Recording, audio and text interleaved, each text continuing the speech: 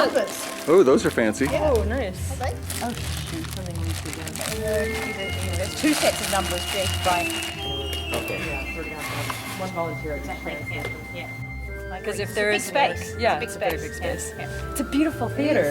Yeah, It's gorgeous. stunning. I mean, look at it. It looks like constellations.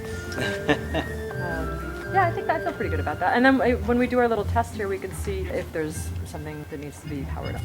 So the idea is to have the back of the house kind of slightly enclosed, not so enclosed that we can't get in there.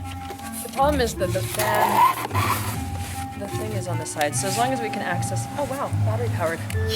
Then it's the cue for people to open their fan and watch a little bit of the scent. Yeah. Oh, okay. What's this? Ah, the culprit. Evil garlic, evil. We've got literally 307 vials, which we're going to spread throughout, because each person is responsible for a smell, not all the smells. So we need to make sure that they're placed where the people are. If it's not full house, then we should take that into consideration. Okay. I'm Jack. I think this is really cool. It's a good opportunity to see something that is almost, dead, and we're kind of bringing it back to life. It's great. Hi, I'm Keiko. I'm really excited to learn how it all works over smell-o-vision. The main thing is that we have to assign roles to the various volunteers to do the bits and pieces through the screening. So Through the if screening. you can kind of keep it all in your head, then Yeah, that's people who fine. can't be here today, we can. Each person has one vial, which they'll activate when their number comes up. Right, we know which things to do. Yeah, Okay. yeah, that's right. So at various points we'll see a shadowy figure with a pipe, and Paul will walk across, and then again volunteers will, like with the rose, whoever's responsible for the rose should also be responsible for the tobacco. But they act as cues for the one dressed as Elizabeth Taylor acts as a cue for people to wave their fans. We went through the film, but they don't make that a big deal about this. Here we have scent events, scent packets. This one's sea salt. And basically, these are little polymer beads that are infused with the scent. And so you put them in front of the fan and it pushes it out. All right, here goes, guys. Let's see if this works. There we go. All right. So what we're doing here is we're just kind of sticking it in. This is the D-Day of Sea Breeze. Sea breeze. High-tech Velcro attachment to the battery-run fans. This is how we do it. And then we're going to close the box so that the scent is slightly captive. Too. All right, here goes. It smells like sea breeze to me. Close. Oh, yeah. All right. And you can smell it if you can. Oh, I can smell it here. Yeah, I can smell it fine. Let's try another one. Can you smell it? I can smell it here, yeah. 15 minutes into the film, we've got our first atmosphere, which is what you've just smelt, the ocean breeze. Then we'll get, it's another atomizer in the seat. Number 3 is a cheap perfume. So we gradually realise through the film that the woman who we think is the mystery woman is not her. And we get that clue because she wears a cheap and nasty perfume as opposed to the scent of mystery. Then our second atmosphere is the exotic smells of Spain. Exotic scents of Spain is exotic woods, hints of orange grove. I think there was some oud in there. Sort of southern Spain, sort of doing with the exotic Middle Eastern influence. It's great to see this process brought back. Another bell and whistle with a widescreen motion picture. I love it. I can't wait for the experience. I've been studying how scent has been used in religion. And in Islam, there's a lot of references to scent. So, for instance, the Prophet Muhammad used to wear musk. It was said his skin was dripping with musk. In mosques, they used to actually stick musk in the cement, the mortar. So the mosques would actually exude the scent of musk. And then I added some dustiness. How do you make these? What's the process? Like, what do you use? Aroma molecule, yeah. So it's basically sort of aromatic molecules which come either in viscous or powder or crystallized form. We don't need a movie at all. So it'll go in. Sorry. Jesus. No swearing on set. See if I can do it. Senor, por favor, young lady, in a big hat, mucho sombrero. Very interesting things. know, where's your hat? What a classic piece, isn't it? In the bag then? Classic, yeah. Is the hat of the first one?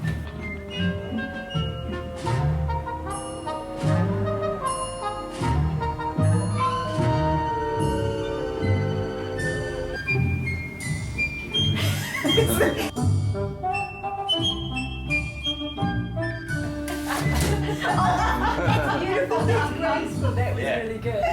Okay, fade out, you're walking, you hit the center of the... We're in the center. We look romantically. And then... There, you're right, Is good. that all right? Yeah, that's perfect. Is that okay? Yeah. Oh, cool. High five. So what we're doing here is we're opening the fans, the scent of mystery fans. And they're already scented? Or Not yet. Oh, okay. I am one of the volunteers, and I've decided to give myself a cheat sheet for this event because, frankly, I need it at the moment.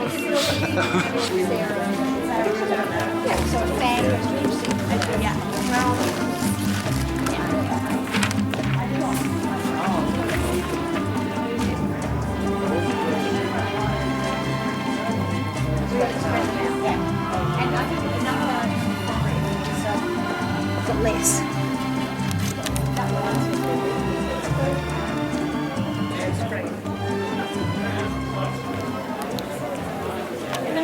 To the Fisherville Cinema, just a reminder for those of you just entering, please be careful walking along the rows of seats.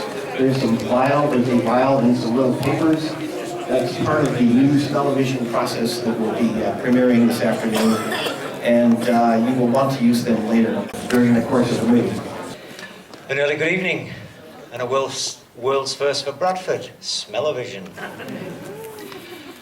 When I'd agreed to screen this film, after I'd had discussions with David Strohmaier so we could screen the digital restoration of this, and I was told that we had the go-ahead, so I was liaising with Tammy Burnstock, who was looking after the production side of it in Australia. Now, over to the director of this digital restoration. You know him well if you've been here coming regularly, David Strohmaier.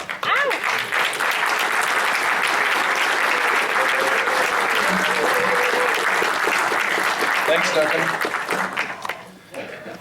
Well, Holiday in Spain had an interesting evolution. It started off as Scent of Mystery, as most of you know.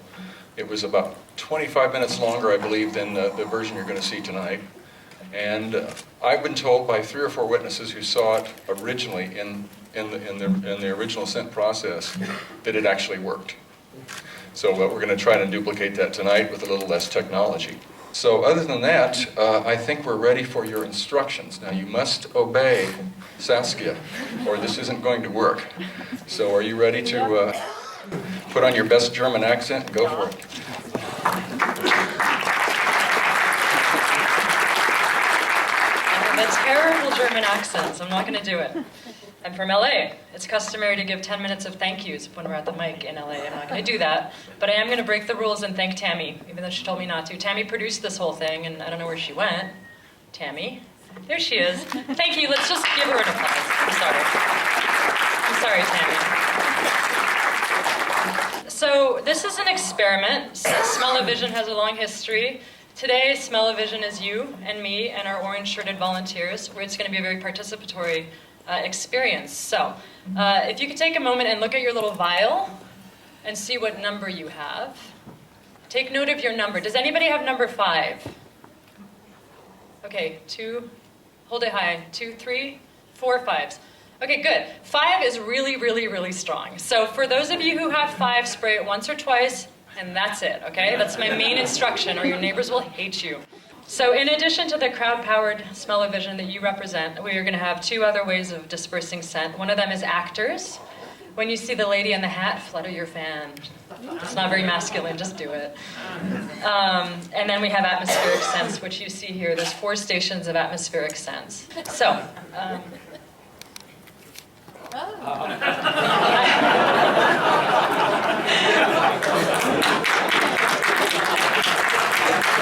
you guys are easy.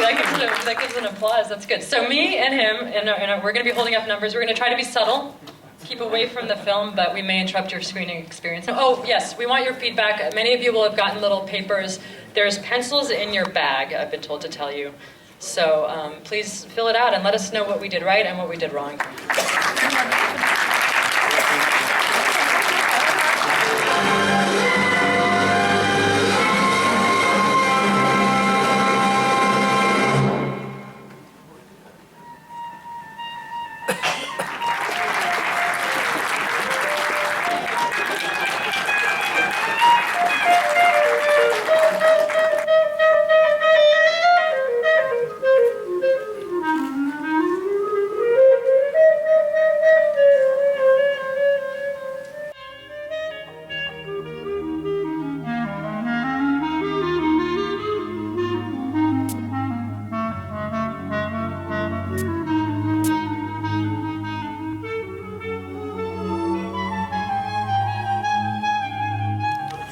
No.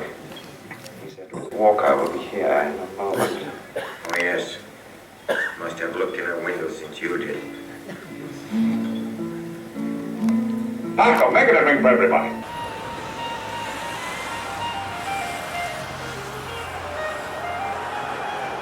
This originally premiered as Scent of Mystery in Smell-O-Vision. You'll find a cup of scent, a cup containing fans, and a dispenser of scent to the right of your seat. What number are you?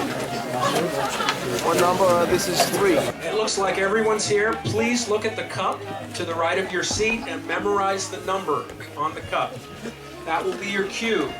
You won't be able to read this number in the dark. A warm good evening, everybody. My name is Rasmus Brandstrup. I'm one of the programmers here at Cinemateket, and it's a big night. It's a huge night for us at Cinemateket because we try to show aspects of film history that don't usually arrive at an audience. But tonight we arrive with something quite extraordinary. Not only with a film in a scope, size that rarely is made anymore, but we're also able to do a revival of a scent film. Another character behind the whole thing, sort of producing the whole smell system, that is Saskia Wison-Brown. Please come to the stage directly from the Institute of Art and Olfaction Living Scent from Los Angeles. Hello. Har det gått? You have it, God. Your work is scent and art. What on earth are you doing? So perfumery has been used traditionally in the context of sales and luxury, and I thought that there was a potential to use scent in a way that was more creative. So working with artists and filmmakers to incorporate scent into their practices in a creative, non-commercial way. So that's what we do. So if people look at the Smell-O-Vision concept and feel it's just a gimmick, what would you say? I would say that often it is. In this instance, the script was actually written with scent in mind, so a lot of the scent components give clues to the story. Some of you have extra fans. I think Tammy gave people fans, extra fans. The smaller extra fans, when you see a beautiful lady in blue, go like this, okay? And then the third strategy we have, the third technique, is an automated fan system. So there are 3 scents in the film that will be pumped through the audience in an automatic way. Are you ready for a ride back in history?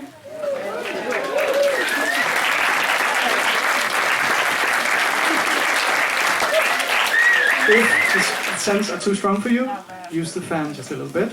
But just remember, we're here for the experience, and it wouldn't be an experience if you didn't remember it tomorrow.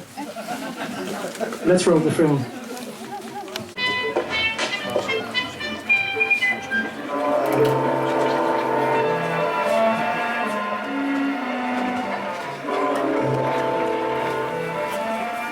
Yes? I'm afraid you're in the wrong room. Miss Kennedy? Yes. Miss Kennedy, this is most embarrassing. You must let me explain. Do please sit down.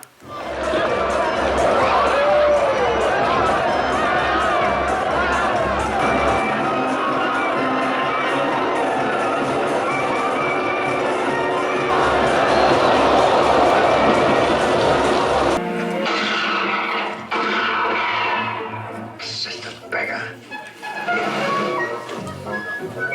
Trouble is not only broadening, it can be flattening too.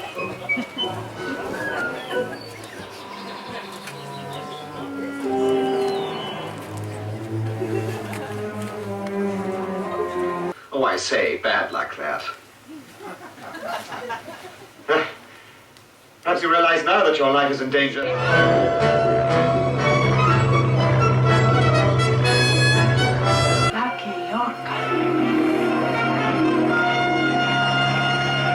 Forgive me. Sally, darling, this is Oliver Locker. Lucky Locker.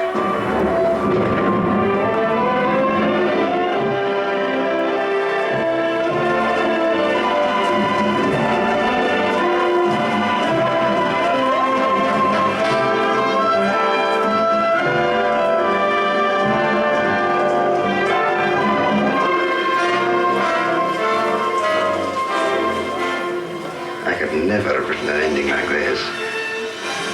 It is incredible.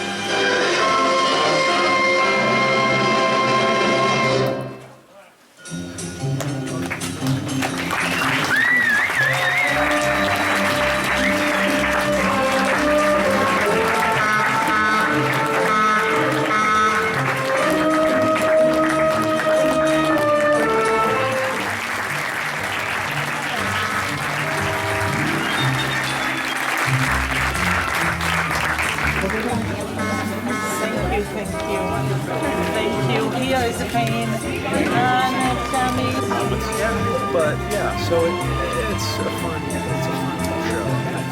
My name is Per. I'm a projectionist at the Cinematheque in Copenhagen. And I've just been running this smell-o-vision thing called Scent of Mystery. And I must say, it's a really mystery, but it's a real stinker. It's a stinker. No, it's fun. As my many years of projectionist, this is one of the funniest things I've ever done. I had to come when I heard about it because I've done events and I've done films, and I've always thought I want the smell bit. That's like the ultimate dream. But now I understand why it's so hard to make it, because it's hard to have the right intensity on it. Yeah. But I think there were some of the smells that were absolutely incredible, like the grass smell, the coffee smell. There were some smells that blew me away, and I think like the industry should work more on that concept. If they worked as much with this as they did with 3D, with audio, it would be amazing. So you guys should do that. And, well, we were visiting from New York, and we just happened to walk by and see this, and it was a fantastic experience. Really fun and unique, and the smells were, I've never smelled any movie like that before. And I love the actors when they show up unexpectedly. You know, the guy with the pipe, in the audience. So it was really fun. And the smell, sometimes I couldn't determine what smell it was. The grass was really strong. The grass I knew. The audience participation was fun. Yeah, good. Wacky film too. Yep. Well, I thought it was a great experience. The scents worked really well. Like I instantly, as I always explained, got the main clue, the scent of mystery. I smelled that when the lady walked to the shop, and definitely recognized it in the end as well, and thought that it had to do with solving this mystery. And I just loved the whole way that the scent draw you in, as well as the cinerama effect. I thought it was great. First of all, I really admire the great effort that you put into reconstructing this. The smells are indeed strong, but they're so well integrated into the whole storyline. I can't tell you anything that you don't know. Much more. Okay. But that's what makes it interesting. That it's an integrated part of the whole plot and what the main hero is discovering, etc., etc. You know, and I think the setup that you made this evening was absolutely great. The way you tried to involve people, and I think people enjoyed that. My name is Wison-Brown. I'm one of the programmers at Cinematheque in Copenhagen, and we've just enjoyed a splendid evening with Scent of Mystery, with a full screening room, people cheering during the introduction, sniffing through the film and laughing as they went out afterwards. It's been quite a blast. It's been interesting for me as a programmer to look into film history with all senses and even an extra sense intact. And it's been very enjoyable to watch the film with people who can actually tell the backstory, and I've also been working closely with the film. So for me, it's been a highlight of my 8-year career here at Cinemateket, and I think from people's reactions, I can safely say that they feel it's been a special evening too.